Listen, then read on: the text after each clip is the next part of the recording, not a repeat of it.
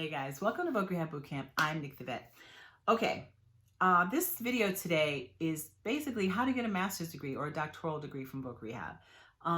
If you can fit into a certain criteria, it is very easy. It's a slam dunk to get approved. So you really need to understand what that criteria is. It's not so much that you have an employment handicap. You can have an employment handicap or a serious employment handicap and be found entitled.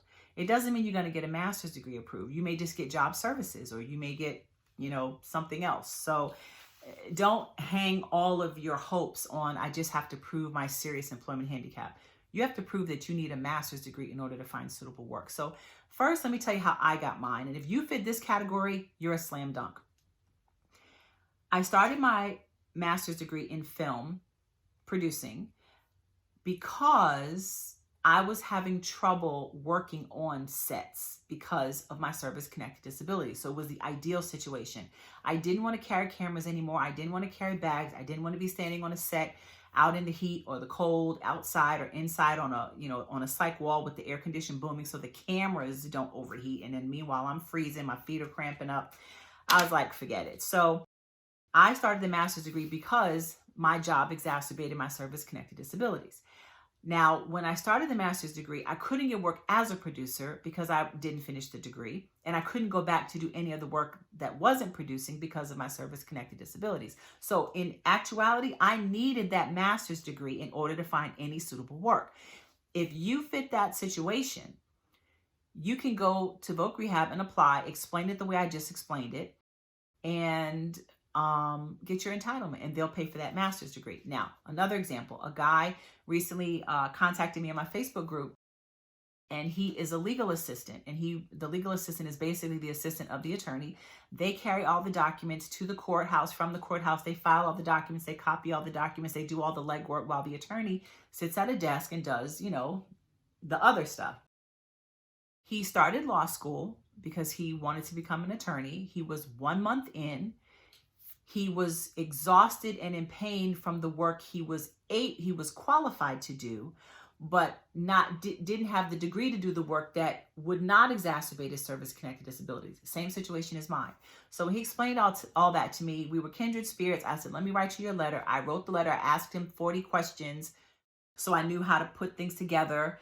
And I wrote him the letter, and I told him, send it to the VRC 24 hours before your meeting so they don't have time to pick it apart, but they do have time to go, wow, this is dope.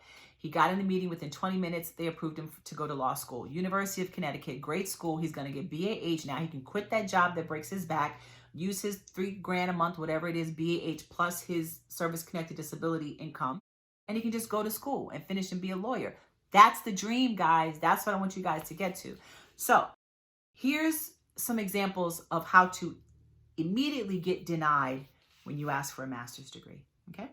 I need a master's degree because I can't find any work that pays me enough to pay my bills unless I have a master's degree. I really need a master's degree because I've been working at this job for 10 years and I can't get a promotion. I'd like to get a master's degree because I really don't have any interest in my job anymore. And if you don't have interest in your job, that's not suitable employment. I always wanted a master's degree. Nobody in my family has one, and I know if I got one, I could get a better job. I really want to start a business, but I have to have a master's degree in order to start a business. Yeah, none of that's going to work. Hear me. The way you get a master's degree or doctoral degree is by, one, invalidating your current degree. That's one way. So if you have a bachelor's in psychology or liberal arts or mass communication, or something seriously focused on something that you can't do any longer, then that degree is no longer valid. You can't just say my business administration degree is not valid, because it is valid. You can't just make stuff up. You can't say my degree in criminal justice is not valid, therefore I want to be a lawyer. I had a guy that did that. I have a bachelor's in criminal justice. It stresses me out. It exacerbates my service-connected disability, so I want to be a lawyer. It's still criminal justice. So you can't, the things that you say exacerbate your service-connected disabilities as with a bachelor's, you can't then say those same service-connected disabilities will not be exacerbated with the master's in the exact same field.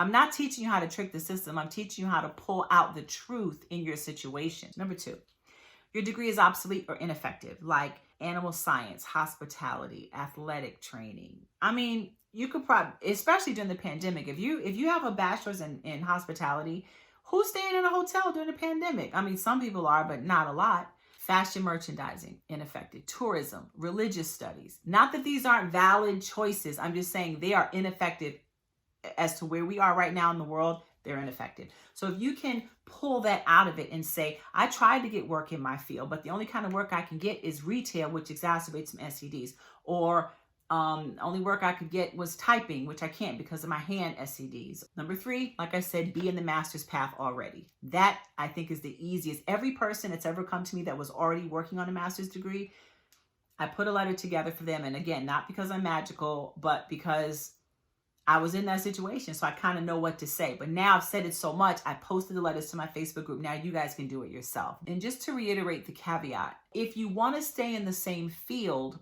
that you're already in, just like that legal assistant, when you're a criminal justice major, you can be a lawyer, legal assistant, a paralegal, a judge, a congressman, senator, whatever.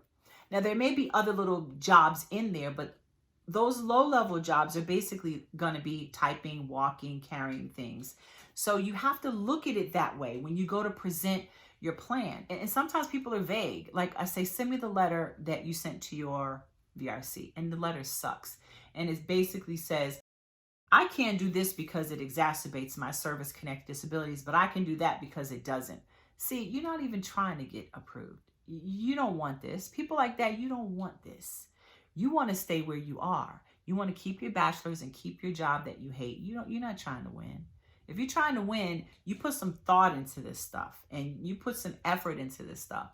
And if you do that and you make it make sense, they're not gonna, I mean, they may push a little bit, but you come back with the justification and the regulations, and it escalate if you have to and get what you need to get. All right, so the last thing I want to talk about is a doctorate. It's basically the same concept as everything I just went over with the master's, except you have to justify the crap out of a doctorate. Now, for dental school, law school, a doctorate in psychology, medical doctor, you don't have to have a master's first. So getting those kind of degrees is just like getting a master's, even though it's a doctorate. My dog is really showing off today. Sorry. Like I had a guy that contacted me recently with an MBA. He had like 2 bachelors, an MBA, and something else, and he wanted a doctorate. It can happen, but you have to look at where you are, not what you want, where you are, the feasibility of what you have. The feasibility of your getting work that does not exacerbate your disabilities with an MBA is pretty high. You can work from home with an MBA, you can teach with an MBA, lots of things you can do. When you're justifying what you want, it can't have similar physical activities as what you said you can't do. So I asked somebody, describe to me what you do in this one job. And he goes, I have to stretch and I have to bend and do this and do that. And what do you want to do? I want to do X, Y, Z. You don't stretch and bend doing that? He goes, yeah, but I don't bend as much. No. You've got to figure out some other variable, okay? One thing I do not do, and maybe you guys don't know, I don't figure out how to make your non-working situation work. People email me going, how can I make this work? I don't commit fraud. I don't lie. I don't steal. I'm not going to teach you how to trick the government. If you are not, I usually when people email me, I ask you like a barrage of questions. When did you do this? How do you do that? What's the name of your this? What kind of work do you do? What do you do every day? And I ask you questions to see, because I'm asking from a VRC perspective, and I'm trying to see if I can find entitlement. I'm doing what the counselor should be doing. If I can't find entitlement when I ask you 15, 20 questions, then it's not there. So I tell them, I don't see that you're entitled. Well, how can I get entitled? I don't know. If you come to me and we go through that process and I can't find it, it doesn't mean things can't change or they're not. Try anyway if you want to. But I'm not the end all and be all. I study the M28C. I know what I'm doing. I've helped hundreds of people and my stuff works and it's free. Take it or leave it. Cool with me either way. All right.